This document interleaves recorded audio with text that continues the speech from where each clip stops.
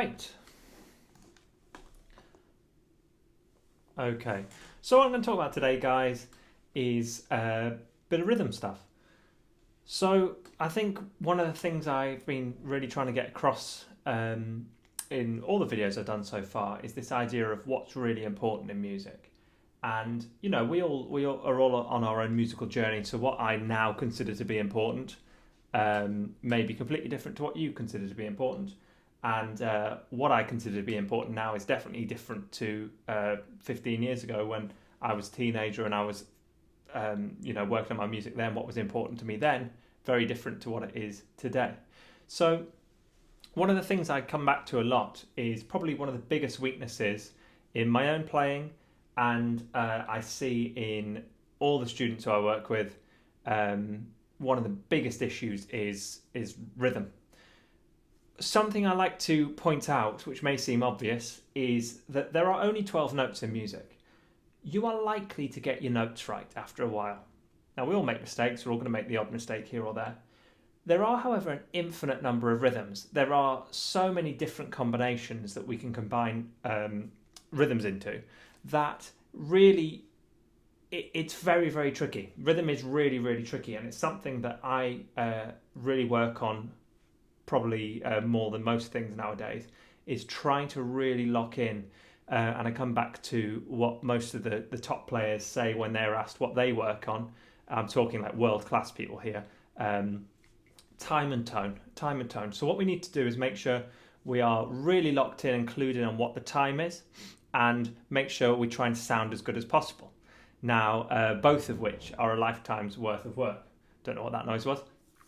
So let's start. I'm going to teach you 3 beats today that really are your they're sort of your jazz backbone, contemporary music jambone, contemporary music backbone.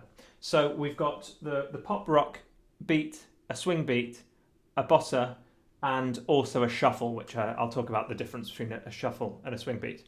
Apologies if this isn't showing up very well. Don't worry if you can't really see what's going on. I'm going to demonstrate all of these, but hopefully you can make out what's going on. So the pop rock beat is probably the most common beat used in pop music, obviously, and rock music as well. And we need to understand what's going on so that we can really articulate this, whether we're a guitarist or a solo instrument or a piano player. We need to really lock in with what a drummer's doing. The better you understand what everyone else is doing, the better you understand your place in the music. Part of the problem with, like I was referring to myself as a teenager, part of the problem with the mindset of someone like me when I was a teenager, is sort of star of the show syndrome, thinking that really the band is interchangeable and it's how fast you can shred at the front that people are interested in. Hopefully you can see where that might be flawed. So we need to actually understand better what everyone else is doing, the drummer and the bassist in particular, and find how we can fit into that. So I'm just going to show you a really simple way of achieving this today. Let's start with the pop rock beat. In purple here, I've drawn the kick drum pattern. Now the kick drum pattern, this note here in brackets is optional. The red notes are the snare, and then I'm not sure if this is what I wasn't sure if it was picking up probably, but there's 8 orange notes at the top there, which are normally played on the hi-hat, okay? So the way I think about this, and it's not the right way, it's just the way that I'm trying to practice these myself, is our right hand functions very similar to a right-handed drummer's right hand. Whatever they're doing with their right hand, it's normally a good idea that our right hand is moving at a similar pace. So in pop and rock, their right hand is normally moving either in quarter notes, what we call crotchets, 4 notes in a bar, or 1/8 notes, okay, what we call quavers, which is obviously 8 notes in a bar. So you need to use your ears and listen to which one that particular song is using. But let's just start by saying it's going quarters. So what we're going to do is we're going to emphasize our low strings. Hopefully you can hear that. We're going to emphasize our low strings when there's a kick, and we're going to emphasise the higher strings, the chord structure. So we've got basically bass note and chord, bass note. We'll miss out the optional note for now. So bass, chord, bass, chord. Okay, I'm just going to take, let's just take a major chord, and I'm going to go.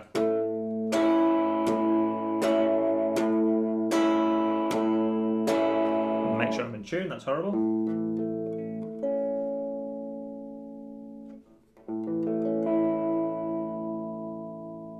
Okay, I'm going to go for a major 7 chord and you can hear the structure a bit clearer. So, problem with what I was doing there is it wasn't punchy enough, okay? As a drummer, obviously, we don't go.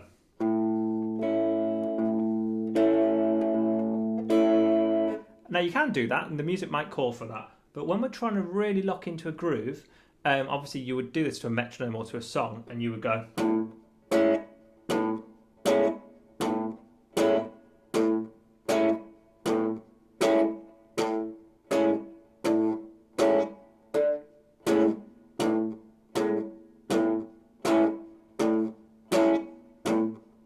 I'm really trying to lock in there with varying degrees of success. It's the sort of thing where it seems easier than it is, and you generally find after you've done a couple of minutes of it, it starts to feel a lot better than it did when you first started. And when you first started, you thought you pretty much had it. But you kind of get into the flow of it, you get into the swing of it.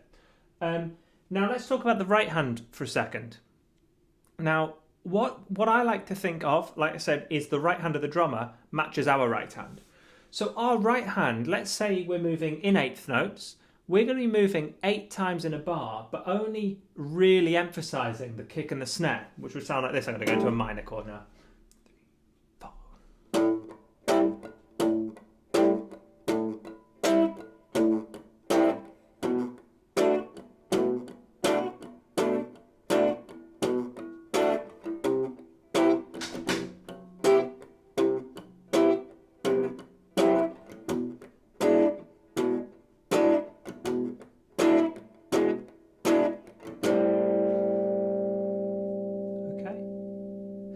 So my right hand is moving like the drummer would play on the hi-hat. The drummer would be going.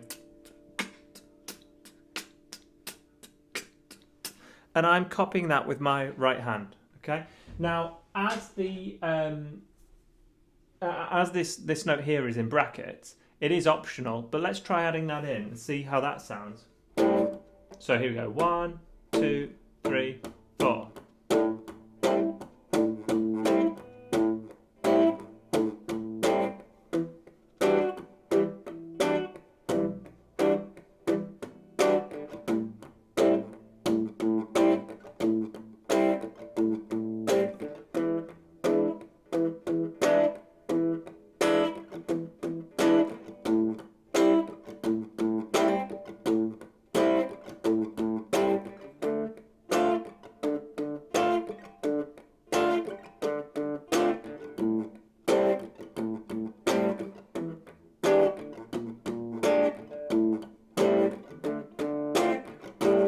That sort of thing. So you'll notice in most pop and rock songs, especially like acoustic playing, they're normally going for more of a... Hello, Arwen. Normally going for more... I'm just going to shut that door. What are you doing? Sorry, the cat's coming in. Normally go for more of a strumming pattern where there's a lot going on.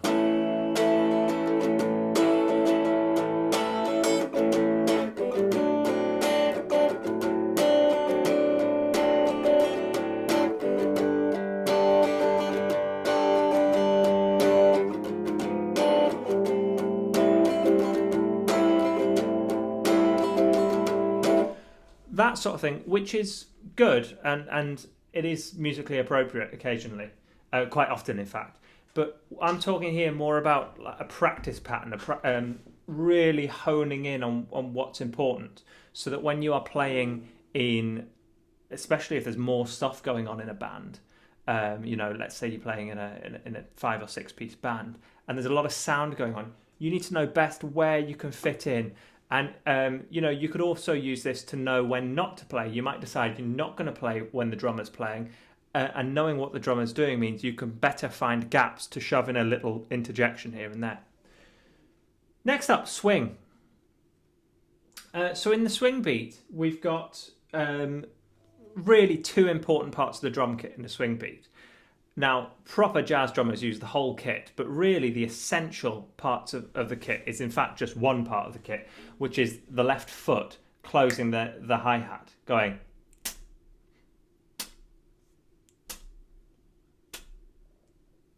That alone is a great drum beat.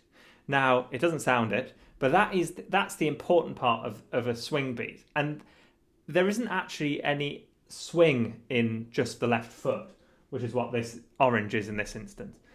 The swing comes from either playing this on the ride,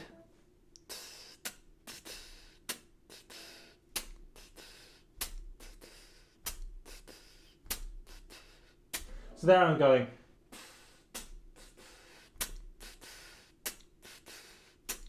sorry I can't point and do it at the same time, but hopefully you get the idea. So the right hand is now going da, da, da, da, da, da, da, da, da, da. But importantly, it's the da, da, where the orange joins the green here.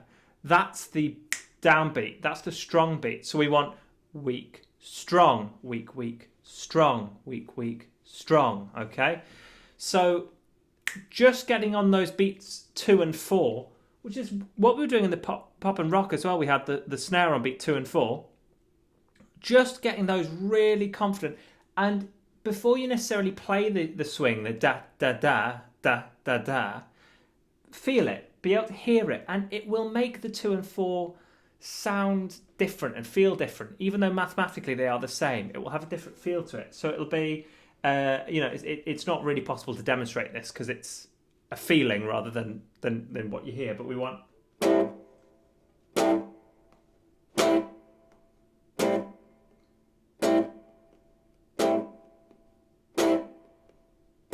Okay, so that's just my 2 and 4. Then I'm going to try and mimic the drummer's right hand with my right hand. So my right hand's now going to be going... That's the movement it's going to be making. And I'm just going to decide strong and weak beats. So I'm going to go...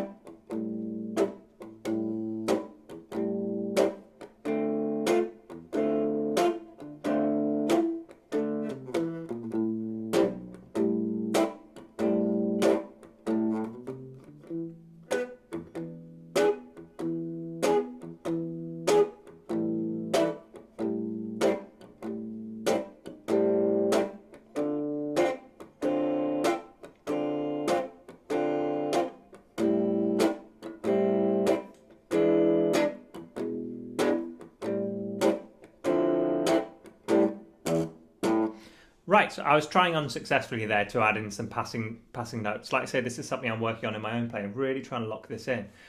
One really, really important point, which I should really have said at the start, downstrokes only. Now, when you do the strumming thing that I was demonstrating before, the acoustic thing, we do lots of down and up strokes.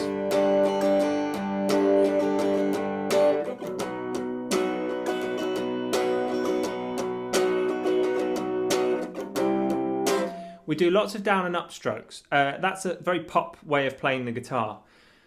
The downbeats, though, the downstrokes, are the essential, fundamental, elemental parts of the beat. If you watch someone like Frank Vignola, I think that's how you say his surname, just a really renowned jazz player, guitarist in general, but real proper New York jazzer. Watch his right hand. You will see probably 95% downstrokes, 5% upstrokes, and he plays with this very. I mean, I wish I could sound like Frank Vignola, but.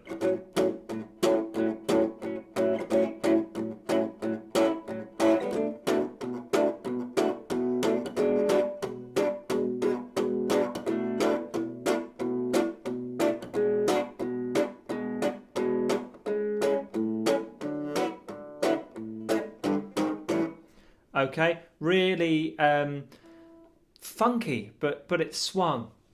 Now that leads me on to the invisible beat, which I haven't actually written on the board, which is when we combine pop and rock as a drummer with swing, And what we do, instead of playing the swing beat on the green on the ride and the orange on the left foot, the green becomes hi-hat and the orange is just the same as the snare. So we end up with a combination where we're using the pop rock drums, which is the kick, the snare and the hi-hat, to play a swing beat. This is the blues shuffle, and this is songs like Christmas songs use this a lot actually. Like All I Want for Christmas Is You is da da da da da da da.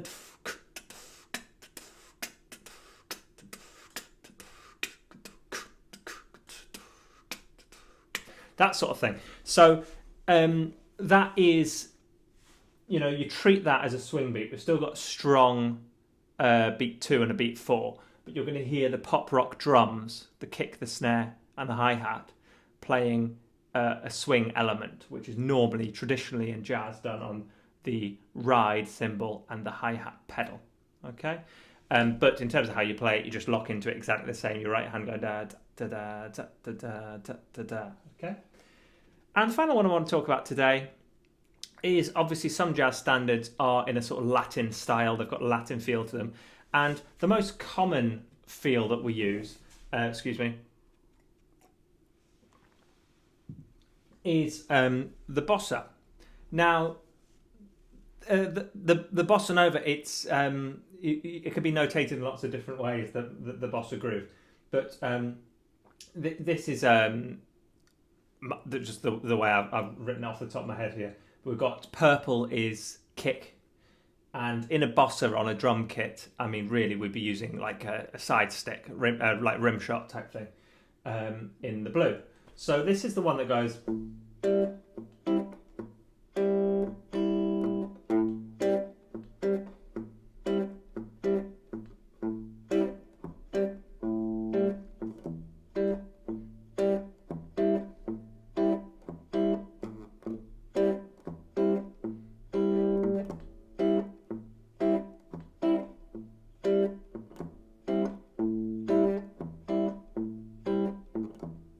Okay, you've probably heard that sort of feel before in tunes like Blue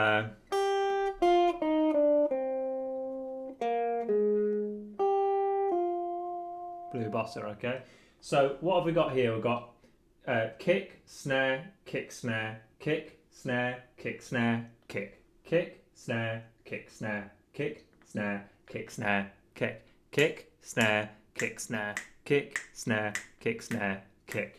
Kick, snare, kick, snare, kick, snare, kick, snare, kick, kick, snare, kick, snare, kick, snare, kick, snare, kick.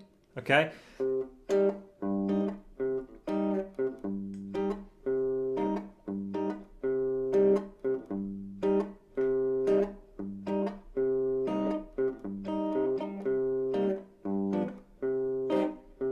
Now, how you do that in your right hand is completely up to you. But obviously the movement here is quavers, so we want to be going.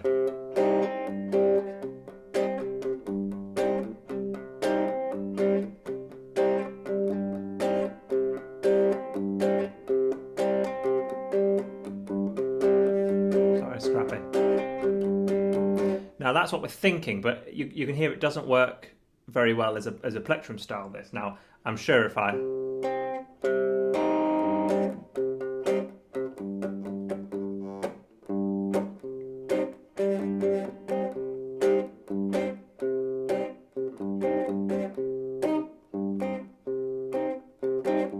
Okay, scrappy. So what we do instead is use our fingers. Now, what I was trying to say there is I'm sure if I practiced it with my plectrum, I could maybe get it a bit tidy sounding. I will work on that because that was completely inadequate. What we do instead very often is a hybrid approach. So we'll go.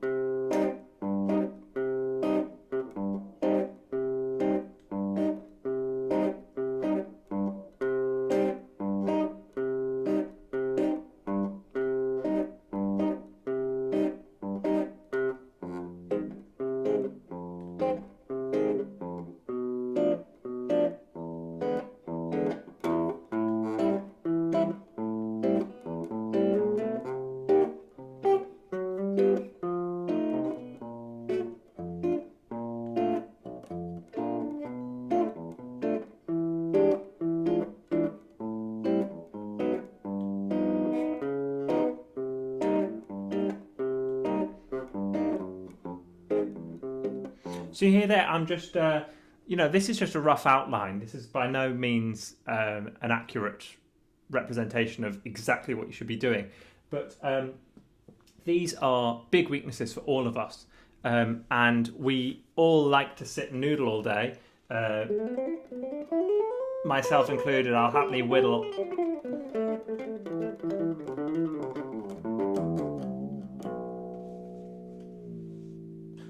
I'll happily whittle all day. But when I put music on to jam along to, my temptation is to sit and noodle. Because when I'm practiced, I don't know what's going on today, guys, with my playing, but when I'm practiced, it's easy for me to whittle. And it's fun. It's mindless. This stuff, I've got to really concentrate, and I find I can only really do it for 5 or 10 minutes before I've completely run out of brain power and I need to take a break. That tells me I need to work on it more, because this is, I was talking in my first video about the essential skills, the skills that are, 9 times out of 10, those are the what you're being asked to play. You're very rarely asked at a gig to whittle. You're normally asked to play grooves. And if you are the tightest rhythm player, which I certainly am not, it's a real weakness for me. If you are 13, 14, and you're sat there whittling, I promise you, you will be a better player when you are nearly 30 years old like me than if you work on your rhythm playing than if you work on your shredding. I promise you that. Unless all you want to do is shred. If you want to be a shredder, that's cool. That's brilliant. Don't let me put you off. I'm saying if you want to be a well-rounded musician, someone who's really hireable, someone who's really hireable, then this is what you should be working on, because I didn't, and I am now trying to make up for lost time. Anyway, guys, that's pretty much all I wanted to say about rhythms. So the idea here, I could really have summarised all this up without writing it on the board and just said, listen to what the drums are doing and try and match the essential pattern. If you do nothing else but do that and ask yourself, does it sound good? Does what you're doing on the guitar sound good?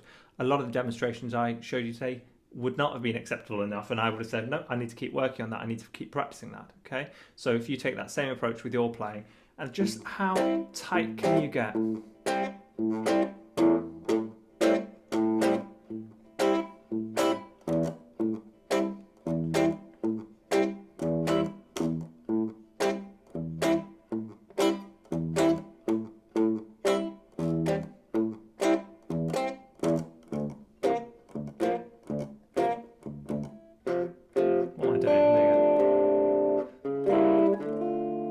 Okay, so I'll give you a couple of seconds if anyone wants to ask a question. I hope you realise, guys, I'm trying to be really honest in these videos, and what I've done in the past is talk about things I do really well and demonstrate things I do really well. Hopefully you're realising in these videos I've been doing in shutdown, in lockdown, I'm basically letting you into my practice routine here. I'm showing, look, these are all the easy things that I should be able to do. Hopefully, if you've checked out my Instagram or my YouTube videos, you see me doing some very impressive things, and you think, wow, like I always do. I see, great players. I think, bloody hell, how do they do that? I hope you're seeing, actually, I've got quite a lot of weaknesses in my playing, and so that's what I'm using all this free time I've got now, not at work, to do, is tidy up these weaknesses and see if I can become a good rhythm player, and hopefully that'll take my soloing to the next level.